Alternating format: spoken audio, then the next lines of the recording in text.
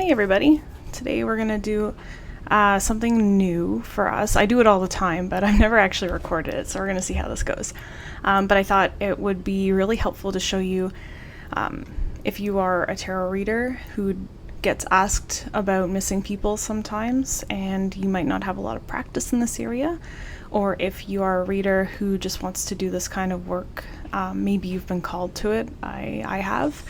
I just feel drawn to solving things. So finding things, finding people, that just seems to be a thing that I like to do. So I just want to show you how that goes.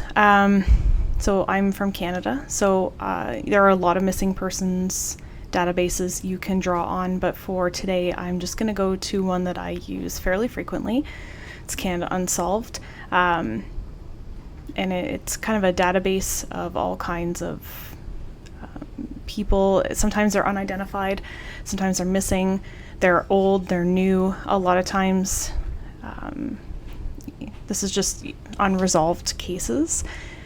So when you are using your intuitive skill to try to find some closure for someone, or just try and find any details that are unknown to people who are on this realm, what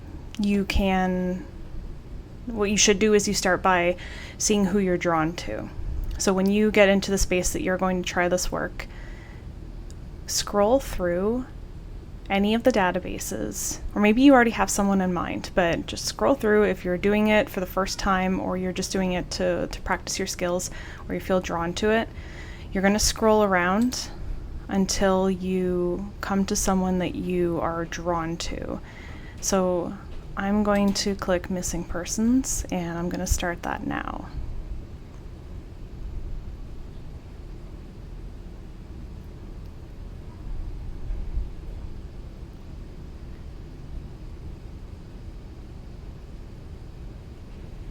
For some reason, I'm interested in this one.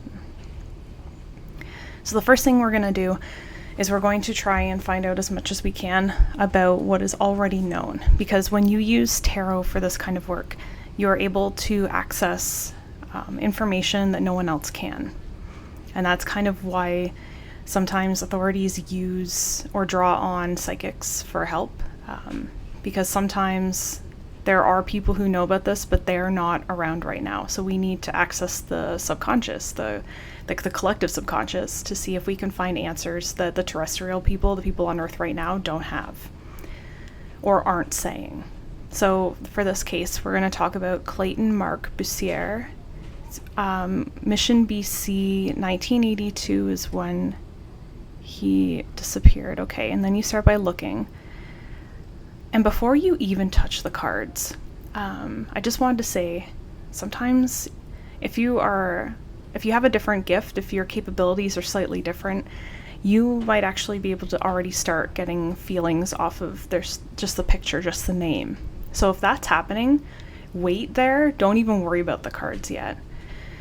So try and see if you're looking at the person before you even started reading.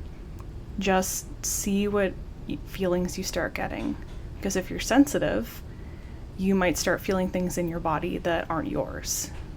And if that's the case, so now I'm feeling, I don't know if it's just because I'm nervous filming this for the first time, but I'm feeling heaviness in my stomach right now. And I'm looking at his face.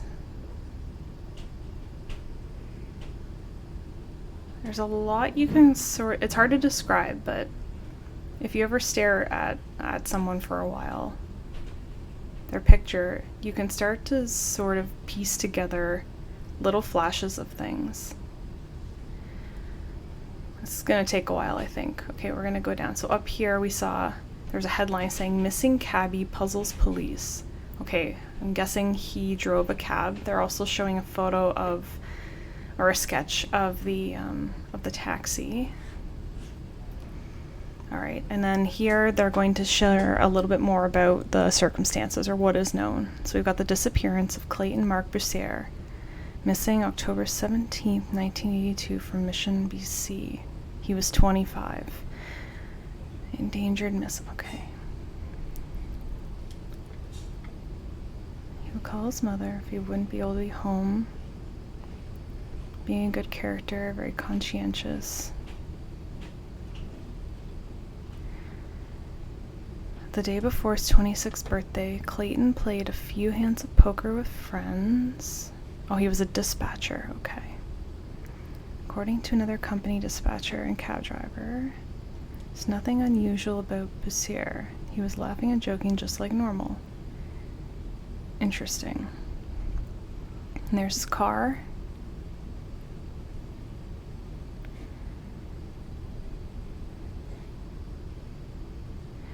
The cab.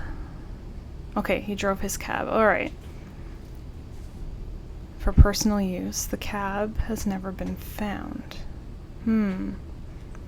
Okay, so let's read a little more. That evening between 5 and 5:30, Bussiere was down a couple dollars at the penny ante game. When it was over, he left in his cab and personal vehicle, Robin Egg Blue 4-door 78 Pontiac Grand Le Mans, apparently heading home.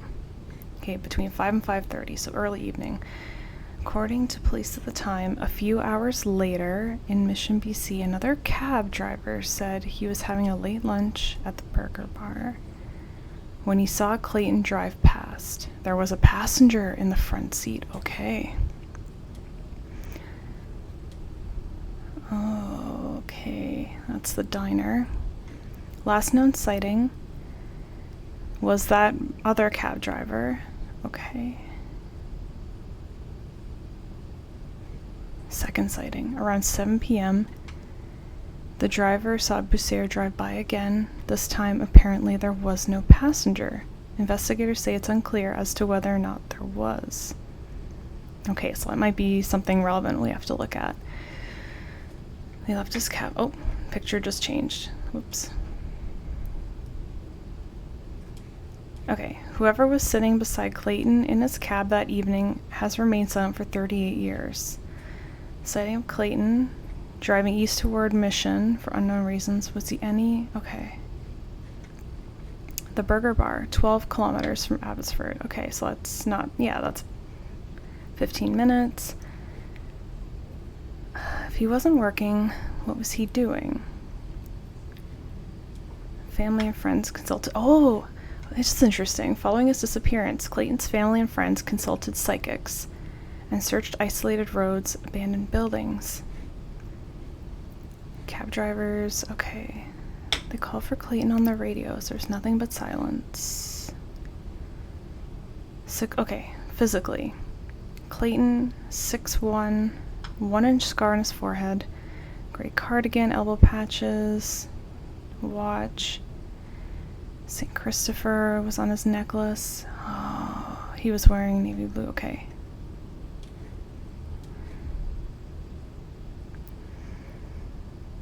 Clayton and his cab didn't simply vanish. Someone knows what happened. Okay, and here we get more pictures. So yeah, this is very, feeling a little bit tingly right now.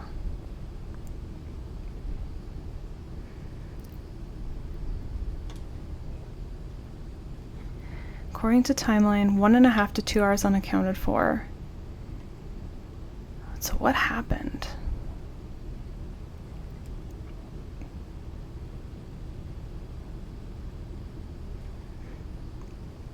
There's a lot of information here. You know, it's interesting. I wonder what the psychics had to say that were consulted on this case. And if they were consulted, but this is still unsolved. Okay, I wonder if we can get any information from the cards on this one. So what we'll do is I'm going to bring his picture back up, and I'm gonna, okay, I'm probably gonna do Celtic Cross for this one. Normally I do I could do the 21x3 spread, but this one, might want to assign actual card position, so Here's just a little template. Missing person. Clayton Mark Bussiere.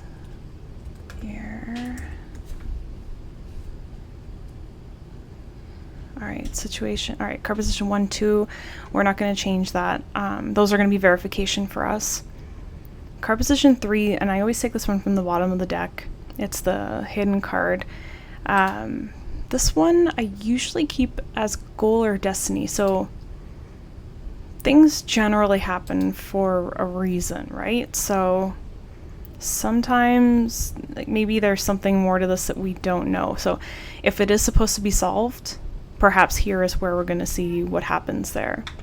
Car position 4 will be for the past. That one's pretty standard. Car position 5. So this one, I know usually when you do a Celtic cross, it's going to be expectation here.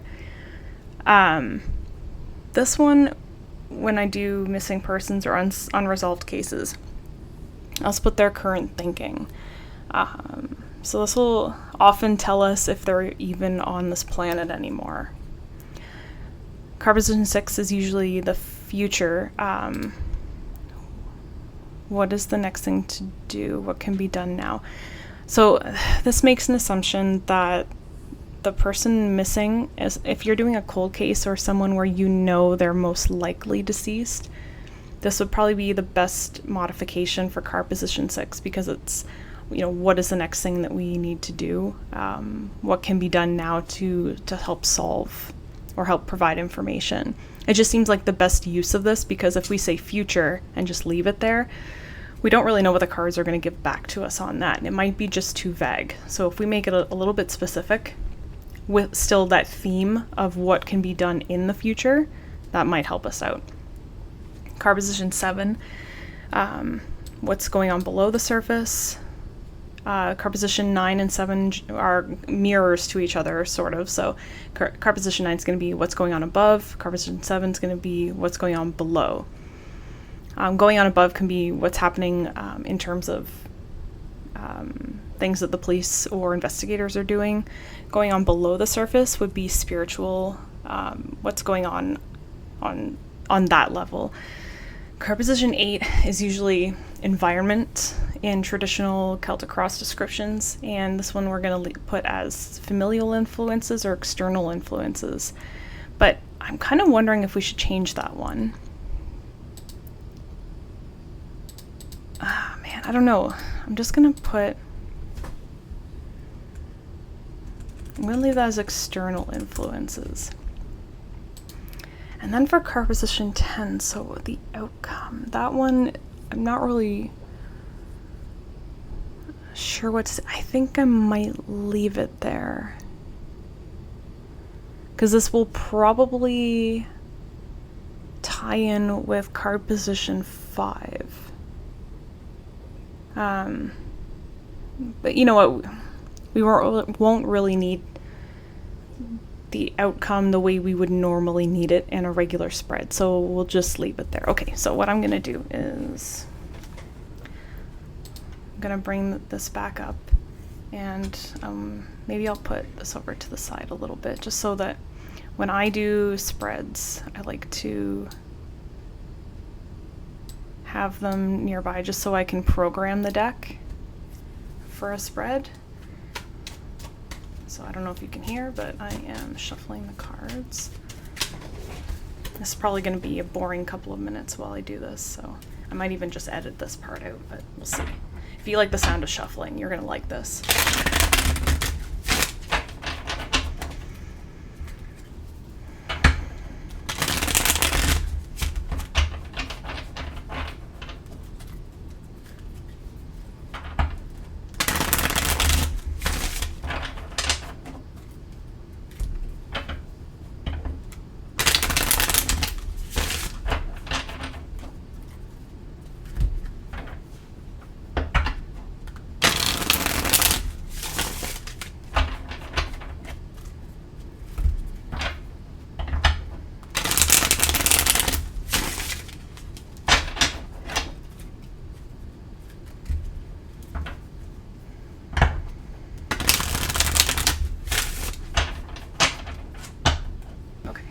what I'm going to do is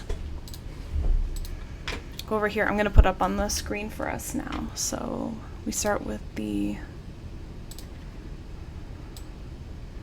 card position 1.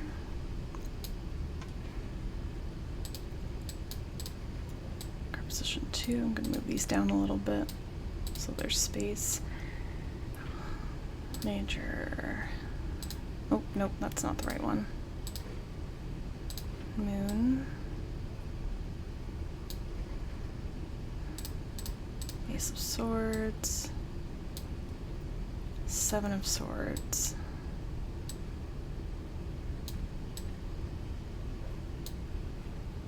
Two of Cups.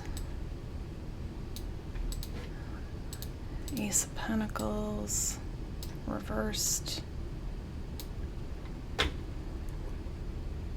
Ace of Wands. Upright. I'm going to put it here a little bit.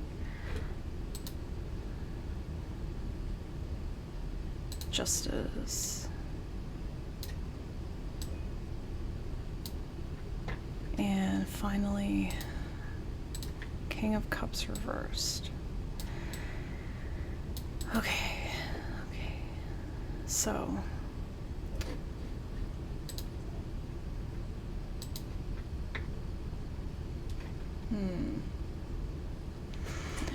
okay. So let's just absorb the spread. What is it telling us? Clayton.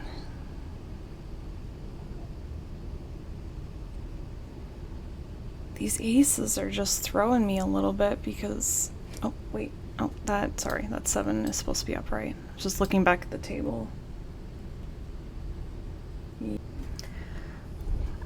Okay, so I stepped away for a minute to think about this one because a lot of times when I do these for people who've been missing for close to 40 years or longer, they're not around anymore, and the cards kind of reflect that. And, you know, the circumstances around that. And then here, so when you read the case information, you will start, and if you like read things and you have an imagination, you start kind of filling gaps for yourself and you make assumptions. And that's perfectly normal behavior. That's just things that we do. So in my mind, I'm reading this and I'm going, you know, oh, I seemed like a nice guy.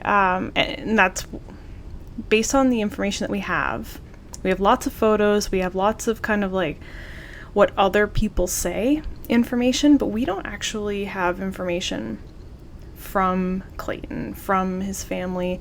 We don't know who this person really is. We just know what was observed. So when other people are saying, oh, he seemed like a nice, you know, he's a nice guy, like very courteous, always on time, very reliable, blah, blah, blah. You start to paint a picture in your mind of, oh, well, no one who's good, I'm using air quotes, good like that would just take off, right? But here's the thing. You never know a person.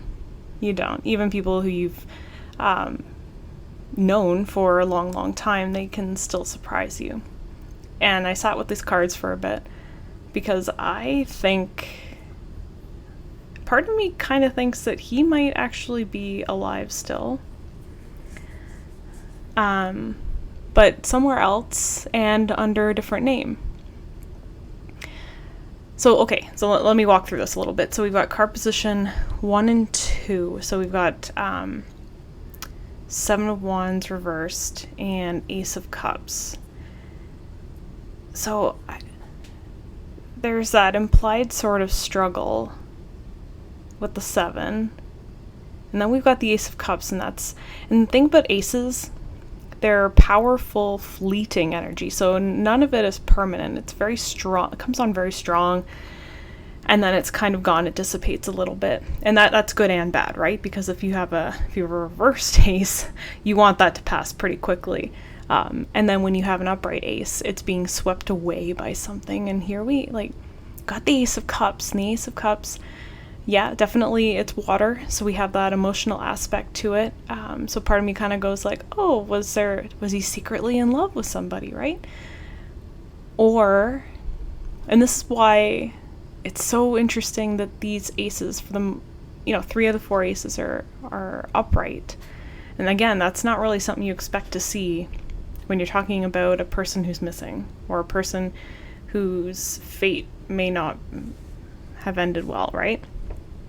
So we've got the Ace of Cups upright. So something happened. So the verification is that he left a game. And a game, it's not a serious conflict, but it's still kind of a conflict. And he wasn't doing well. He was losing, which might have been normal for him. We don't really know. There's very little that we actually know. There were a lot of things on that page. And I even went and looked around on a couple other web pages, and they were pretty much exactly the same information. So there's not really a whole lot that we do know. So if we go down to the moon, this is the interesting one. So the moon, it's like what we do in the dark. I know that sounds silly, like that sounds kind of weird, but what do we do that's hidden? What are the secrets that we keep? That's one of the meanings that this card can have.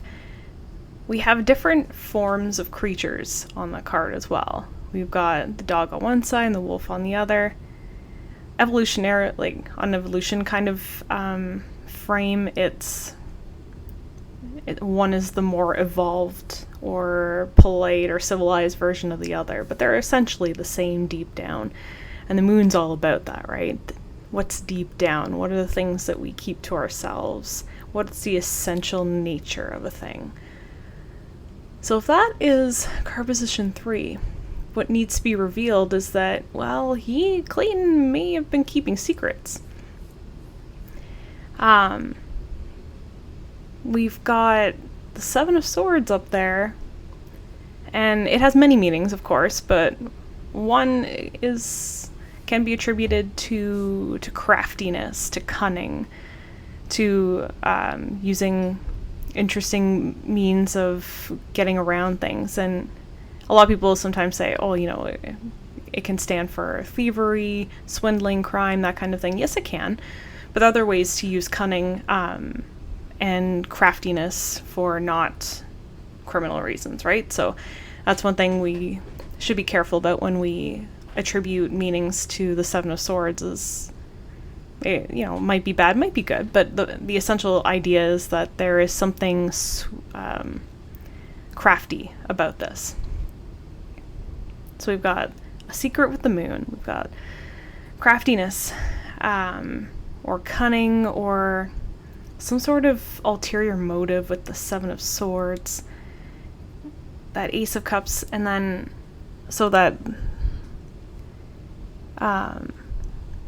we've got all 4 aces. And like when you only have a 10 card spread, to have all 4 aces come out, that's pretty interesting. And if you've read Benabel Wen's Holistic Tarot book, or any other book that talks about the numbers of cards when they come out together in a spread, they attribute like 4 aces to something exceptionally great.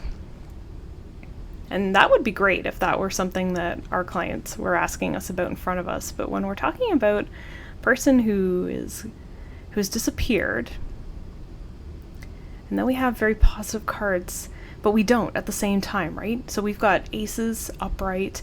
That Ace of Pentacles there, even though it's reversed, oftentimes it's like the reversal's just as good as the upright.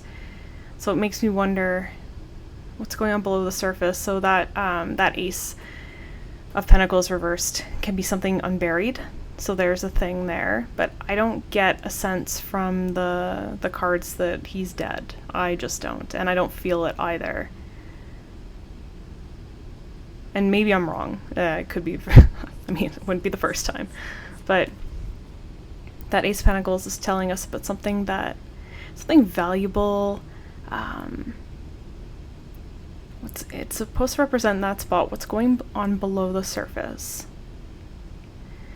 Could be the timing, something to do with winter, something to do with a period more than a year.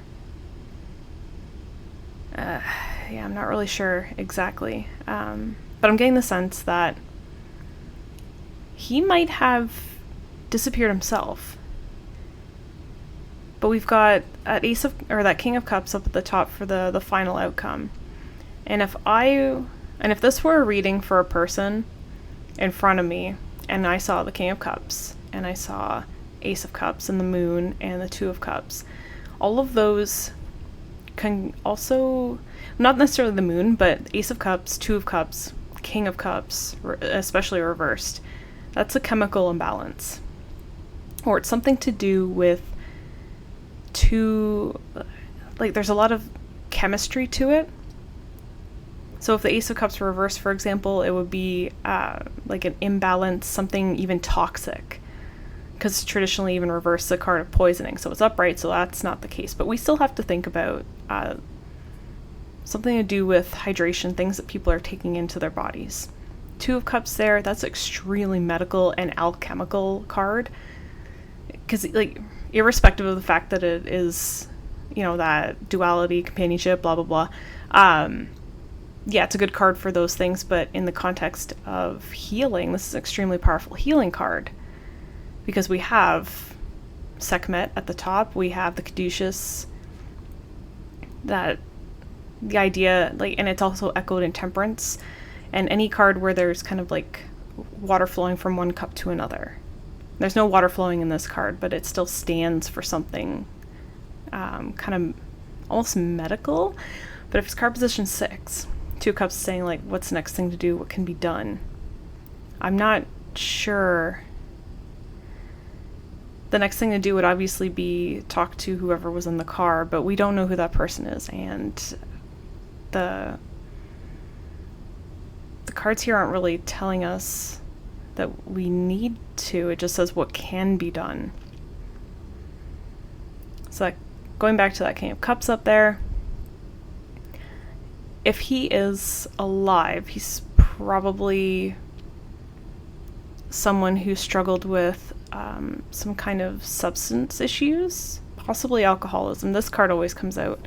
Oh, my screen just went dark. This card always comes out for me when there's alcoholism or chemical dependence issues. So that's something that might have happened. I'm not sure. With the Justice card for going on as above, I guess this would be so Justice is kind of about the external laws of man, or the way we set boundaries on Earth. So this would be a little bit about what others say. So others have made a judgment about what has happened, even though no one's ever decided that anything has happened for sure, because there's just a lot that we don't know. So this is just telling us that other people have made some kind of judgment about what they observed and what they think could have happened, but nothing really has come of it. And if we blend it with card position 5, their current thinking, it almost seems like he left and he started a new life somewhere. Do you ever think that? Like, sometimes people who are extremely unhappy, or they have like personal issues, they're really depressed, you won't know about it. Even people who are close to you, you might not know about it. That's how you know it's a big deal. So maybe Clayton, the day before his birthday, decided, you know what, I'm out. We don't know why. He seemed to have his stuff together. He was always, based on the descriptions, had a decent sense of style for the time. Seemed pretty clean and outwardly put together. So, but the thing is, he could also blend in that time too. So maybe, because he had Washington plates for the car as well, maybe he left the country. Maybe he left the province at that time. Like, back in the 80s, remember? There were no internet, no real... Like, if you wanted to disappear, it was pretty easy. So I'm wondering if maybe that's the case. And because the tarot hasn't necessarily told us that he has to be found, then maybe that's his destiny, right? And yes, we've used tarot to try to find more information about it, but at the end, tarot's maybe saying, well, here's some of the circumstances around that, but at the end of the day, it's not really your business. There's nothing to solve here. So we'll see. But anyway, if you saw something different, feel free to leave a comment below. Generally, it's not a good idea to read another set of cards that someone lays down, but in this case, I laid it down specifically with that in mind, so that if another person could pick it up, because I'm putting it out into the public, right? So if you're watching this video, I put it out here, and if you see something, if you're a reader, or if you're intuitive, or if you just have a sense about it, leave a comment, and if there's any kind of detail that we can kind of glean from this, then we could go back to, here's the other cool thing about using these databases. If you do find information, or if you do have something that you could consider a meaningful detail, you can contact the people who have a little bit more access to information around that. So thanks so much for watching, and hopefully we'll do another one soon.